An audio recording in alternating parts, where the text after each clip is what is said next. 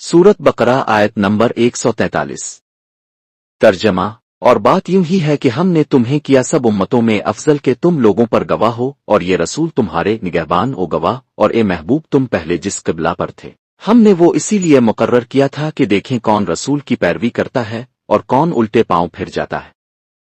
और बेशक ये भारी थी मगर उन पर जिन्हें अल्लाह ने हिदायत की, और अल्लाह की शान नहीं कि तुम्हारा ईमान अकारत करे, बेशक अल्लाह आदमियों पर बहुत मेहरबान मेहरवाला है। तफसीर सिरातुल जनान। तर्जमा। और इसी तरह हमने तुम्हें बेहतरीन उम्मत बनाया, यानी ए मुसलमानों, जिस तरह हमने तुम्हें हिदायत दी और खाना काबा को तुम्हारा क़िबला बनाया, इसी तरह हमने तुम्हें बेहतरीन उम्मत बनाया। हुजूर पर नूर सल्लल्लाहु ताला अलैहि वसल्लम की उम्मत ज़माना के लिहाज से सबसे पीछे है और मर्तबा के लिहाज से सबसे आगे यानी अफजल है। अफजल के लिए यहाँ अवस्त का लफ्ज़ इस्तेमाल किया गया है और अरबी में बेहतरीन के लिए भी अवस्त का लफ्ज़ इस्तेमाल होता है। तर्जमा। ताकि तुम गवाह हो जाओ। मुसलमान दुनिया और आखिरत में गवाह हैं। दुनिया में तो इस तरह के मुसलमान की गवाही मोमिन व काफिर सब के बारे में शरन मोतबर है, और काफिर की गवाही मुसलमान के खिलाफ मोतबर नहीं। नीज अल्लाह ताला के फजल से मोर्दों के हक में भी इस उम्मत की गवाही मोतबर है, और रहमत व अजाब के फरिश्ते इसके मुताबिक अमल करते हैं।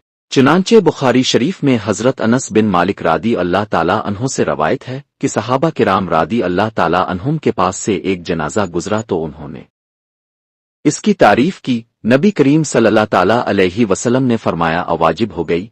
फिर दूसरा जनाजा गुजरा तो सहाबा किराम रादी अल्लाह ताला अन्हुम ने इसकी बुराई बयान की। हुजूर पर नूर सल्लल्लाहु ताला अलैहि वसल्लम ने फरमाया वाजिब हो गई।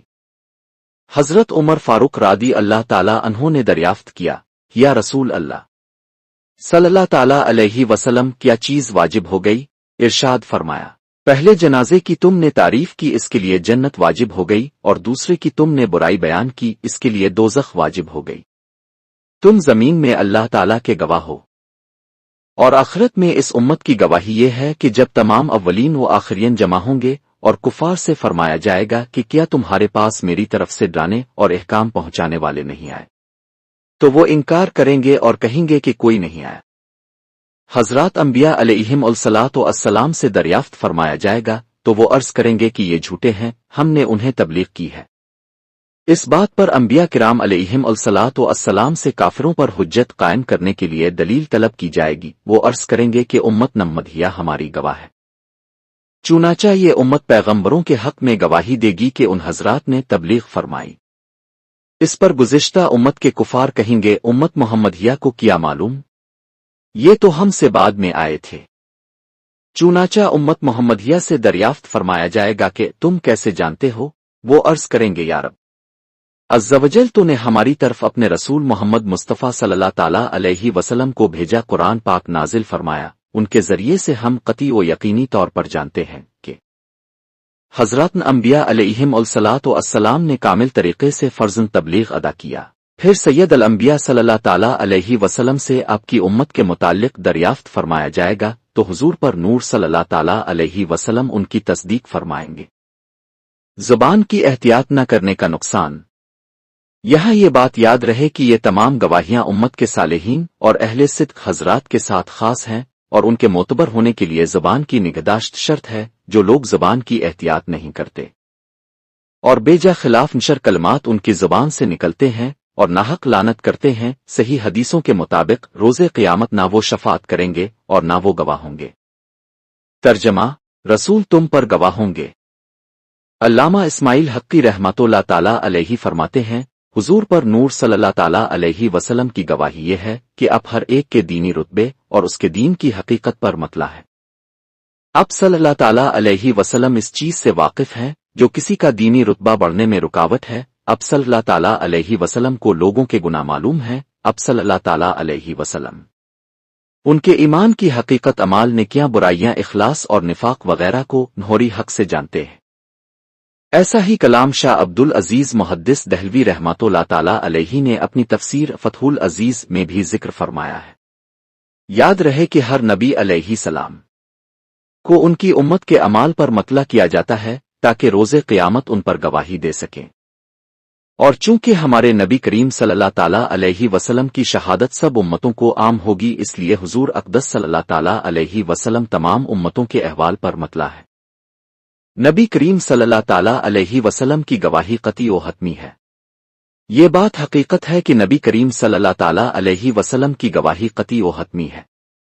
ہمارے پاس قرآن کے کلام الہی ہونے کی سب سے بڑی دلیل حضور اقدس صلی اللہ تعالیٰ علیہ وسلم کی گواہی ہے، اور جیسے یہ گواہی قطعی طور پر مقبول ہے، اسی طرح حضور اکرم صلی اللہ تعالیٰ علیہ وسلم کی گواہی دنیا میں اپنی امت کے حق میں مقبول ہے۔ لہذا حضور سید المرسلین صلی اللہ تعالیٰ علیہ وسلم نے اپنے زمانہ کے حاضرین کے متعلق جو کچھ فرمایا، مثلاً صحابہ کرام، ازواج مطہرات اور اہلی بیت کرام رضی اللہ تعالیٰ عنہم کے فضائل و مناقب یا غیر موجود لوگوں جیسے حضرت اویس قرنی رضی اللہ تعالیٰ عنہ یا بعد والوں کے لیے جیسے حضرت امام مہدی رضی اللہ تعالیٰ عنہ وغیرہ کے لیے جو کچھ فرمایا، ان سب کو تسلیم کرنا لازم ہے۔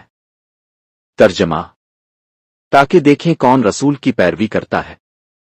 قبلہ کی تبدیلی کی ایک یہ حکمت ارشاد ہوئی کہ اس سے مومن و کافر میں فرق و امتیاز ہو جائے گا کہ کون حضور اقدس صلی اللہ تعالیٰ علیہ وسلم کے حکم پر قبلہ تبدیل کرتا ہے اور کون اب صلی اللہ تعالیٰ علیہ وسلم کی نافرمانی کرتا ہے۔ چنانچہ قبلہ کی تبدیلی پر بہت سے کمزور ایمان والے اسلام سے پھر گئے، منافقین نے اسلام پر اعتراض شروع کر دیے، جبکہ پختہ ایمان والے اسلام پر قائم رہے۔ ترجمہ: اگرچہ یہ تبدیلی بڑی گراں ہے، قبلہ کی تبدیلی کو کامل الایمان لوگوں نے تو بڑی خوشدلی سے قبول کیا، لیکن منافقوں پر یہ تبدیلی بڑی گراں گزری۔ منافقت کی علامت: اس سے معلوم ہوا کہ اللہ تعالیٰ کا حکم معلوم ہونے کے بعد قبول کرنے سے دل میں تنگی محسوس کرنا منافقت کی علامت ہے۔ ہمارے معاشرے میں بھی لوگوں کی ایک تعداد ایسی ہے جن میں یہ مرض بڑی شدت اختیار کیے ہوئے ہے، اور اسی مرض کی وجہ سے اللہ تعالیٰ کے احکام پر عمل کرنا ان کے لیے بہت دشوار ہو چکا ہے۔ حالانکہ کامل مسلمان کی شان تو یہ ہے کہ جب اسے اللہ تعالیٰ کا کوئی حکم معلوم ہو جائے تو وہ اس کے سامنے سرے تسلیم خم کر دے اور اپنے نفس سے اٹھنے والی وہ آواز وہیں دبا دے جو اللہ تعالیٰ کے حکم پر عمل کرنے کے معاملے میں اسے روک رہی ہو یا اس کے دل میں تنگی پیدا کر رہی ہو۔ اللہ تعالیٰ مسلمانوں کو ہدایت عطا فرمائے۔ ترجمہ: اور اللہ کی یہ شان نہیں کہ تمہارا ایمان ضائع کر دے۔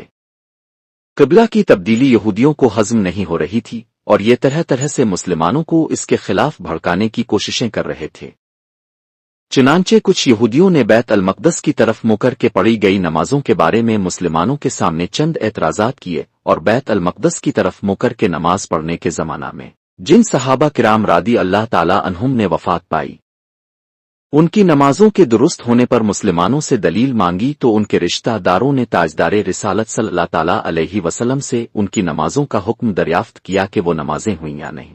اس پر یہ آیت کریمہ نازل ہوئی اور انہیں اطمینان دلایا گیا کہ ان صحابہ کرام رضی اللہ تعالیٰ عنہم کی نمازیں ضائع نہیں ہوئیں، ان پر انہیں ثواب ملے گا۔ یاد رہے کہ اس آیت مبارکہ میں ایمان سے مراد نماز ہے۔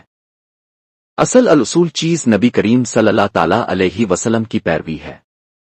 قبلہ کی تبدیلی سے پہلے مسلمانوں نے بیت المقدس کی طرف منہ کر کے جتنی نمازیں پڑھی تھیں انہیں صحیح قرار دیا گیا، کیونکہ بیت المقدس کی طرف منہ کر کے جو نمازیں پڑھی گئیں وہ بھی اتباع رسول صلی اللہ تعالیٰ علیہ وسلم میں ہی تھیں، اور اب جو خانہ کعبہ کی طرف منہ کر کے پڑھتے ہیں یہ بھی اطاعت رسول میں پڑھتے ہیں، لہٰذا ان سب کی نمازیں درست ہیں۔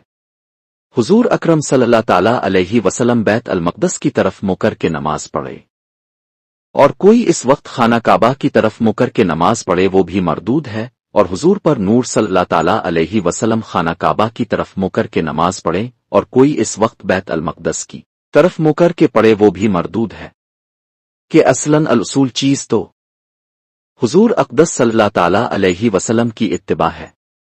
اسی کو فرمایا۔ ترجمہ: تاکہ دیکھیں کہ کون رسول کی پیروی کرتا ہے۔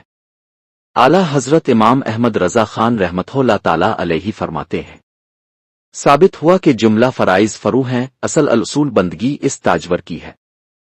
نماز کی اہمیت۔ اس آیت سے معلوم ہوا کہ نماز کی بہت اہمیت ہے کہ قرآن میں اسے ایمان فرمایا گیا ہے، کیونکہ اسے ادا کرنا اور باجماعت پڑھنا کامل ایمان کی دلیل ہے۔ حضرت جابر رضی اللہ تعالیٰ عنہ سے روایت ہے، حضور اقدس صلی اللہ تعالیٰ علیہ وسلم نے ارشاد فرمایا، کفر اور ایمان کے درمیان فرق نماز کا چھوڑنا ہے۔ حضرت بریدہ رضی اللہ تعالیٰ عنہ سے روایت ہے، نبی اکرم صلی اللہ تعالیٰ علیہ وسلم نے ارشاد فرمایا، ہمارے اور ان کافروں کے درمیان عہد نماز ہی ہے، جس نے اسے چھوڑا تو اس نے کفر کیا۔ حضرت ابو سعید خدری رضی اللہ تعالیٰ عنہ سے روایت ہے، نبی کریم صلی اللہ تعالیٰ علیہ وسلم نے ارشاد فرمایا، اسلام کی نشانی نماز ہے، تو جو شخص دل سے نماز کو اہمیت دے اور نماز کے تمام ارکان و شرائط اس کے وقت اور اس کی سنتوں کے ساتھ اور پابندی کے ساتھ پڑھے، وہی سچا اور مکمل کامل مومن ہے۔